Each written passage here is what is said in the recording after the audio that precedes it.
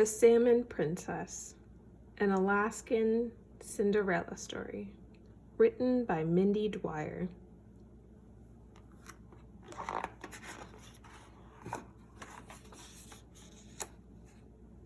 There once was a place where a girl could walk across the sea on the backs of so many wild salmon.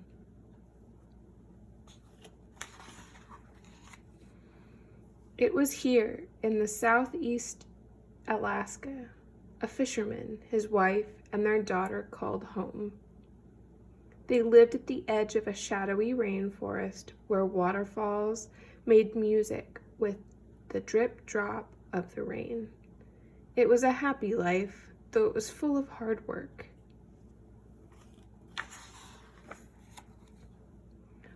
While the fisherman plucked fish from his nets, mother and daughter smoked salmon on the beach. Sweet smoke spiraled into the sky as they sang songs from long ago, a time when anything was possible.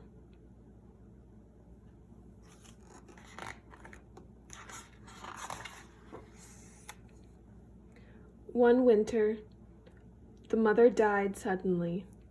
Cold rain poured from the sky. The daughter's tears ran rivers of sadness into the salty sea. The fisherman held sadness in his heart like a great net bursting with fish. Years passed, and eventually the fisherman remarried. His new wife had 2 strong sons who quickly learned to catch fish. With 3 fishermen, the nets swelled with salmon. The stepmother refused to clean fish and gave that stinky, slimy job to the girl.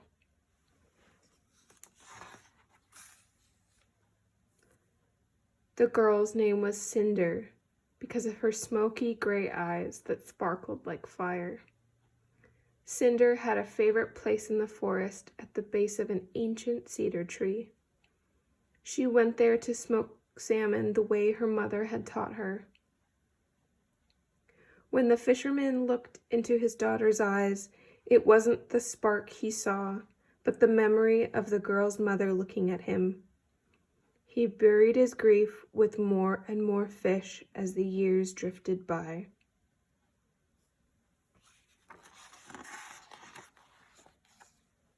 One summer, the fisherman returned home with news of a silver salmon festival on the mainland, with a carousel, contests, and a dance followed by a raffle for a grand prize of real silver bars. In all the excitement, Cinder overheard her brothers talking about raffle tickets. They hoped to win the silver and buy a faster boat to catch more and more fish. If Cinder won the silver, she would not buy a salmon boat. She was already drowning in salmon. When Cinder asked to go to the festival, her stepmother said, "No, there are too many fish to clean." Her father said sadly, "There are indeed, all those fish." She wanted to go to the dance more than anything she had ever wanted before. With the ease of a grizzly bear, she sliced all of the slippery salmon clean.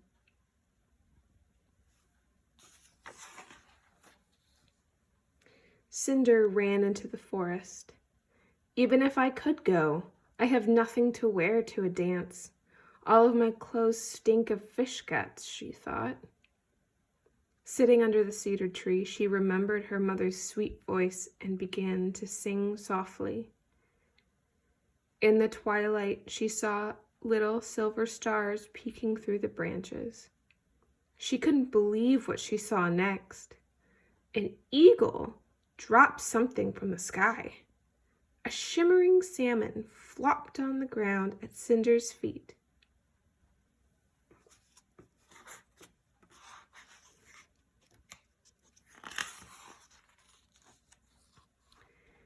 As soon as she picked it up, she realized it was a shiny dress sewn with soft silver threads fit for a princess. "Cinder," the eagle said, anything is possible. Go to the dance. But remember, you must return the dress before dawn. The silver will disappear in the light of day. Cinder slipped into the silver dress and looked up to thank the eagle, but it was gone. Then she looked down at her Sitka slippers, the heavy rubber boots that Southeast Alaskans wore. Luckily, the dress covered her boots.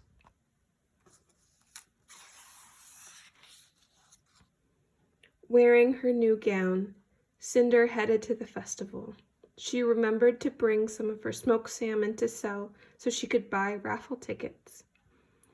Running toward the dock, Cinder saw the brothers' fishing boat pull out into the bay. "I'll hop across on the swimming salmon if I have to," she vowed. Then, seeing the skiff, Cinder jumped in and started it up just as she had seen her father do 1,000,000 times. The skiff pushed through the waves, its phosphorescent wake glowing like the train of a great wedding gown.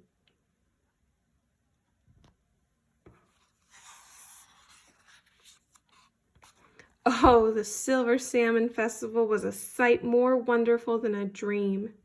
Cinder had never seen such colorful lights. She saw a boy looking at her, and her stomach flip-flopped just like a fish out of water. Their eyes met briefly, but before the boy could ask for her name, she ran off to sell her salmon and then bought as many raffle tickets as she could.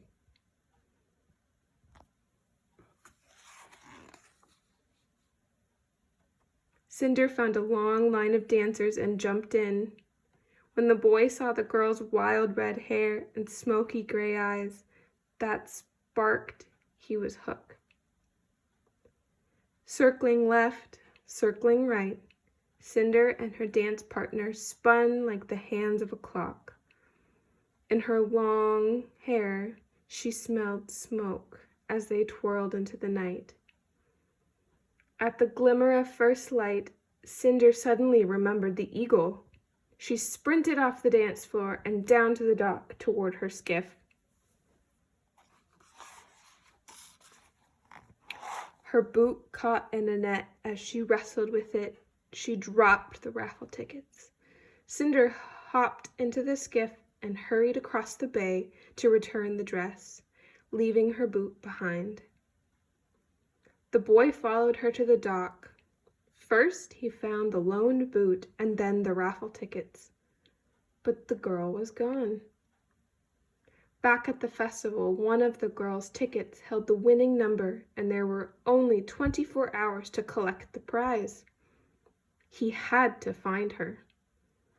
But everyone wore those big rubber boots. It would be nearly impossible to find the match. The girl could be on any one of 100 islands. The boy searched every island and every bay and was about to give up when an eagle, circling overhead, led him to a dock.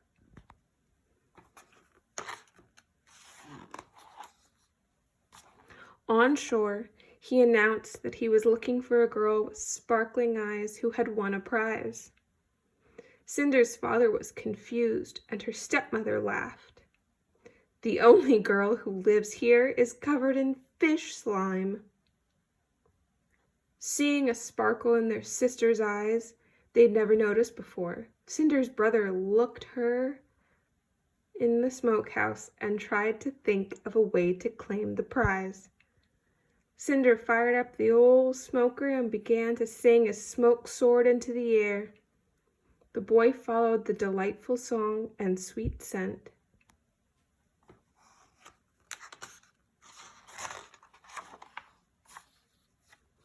Unlocking the smokehouse door, he saw the girl he had been searching for. The boy smiled, and Cinder's heart skipped like a smooth rock across water. "Cinder," her father called out, looking for her. "Cinder? She's my Cinderella," the boy cheered and offered her the boot. It fit, and Cinderella collected her prize of silver bars. she learned that the boy's father owned King Salmon Cannery. "So that makes you a salmon prince," she giggled. When they married, Cinderella became the salmon princess, and they lived happily ever after. Cinderella's stepmother was stuck cleaning salmon, so she went back to the lower 48. The brothers ended up at the salmon cannery working long, hard hours cleaning salmon. Cinderella forgave her father, and he lived a long and happy fisherman's life on a healthy diet of salmon. With the silver she'd won, Cinderella bought a homestead up north of the interior. She and the prince farmed prize-winning cabbages bigger than any salmon and had 3 daughters. Cinderella taught them to sing her mother's songs and to believe that anything is possible.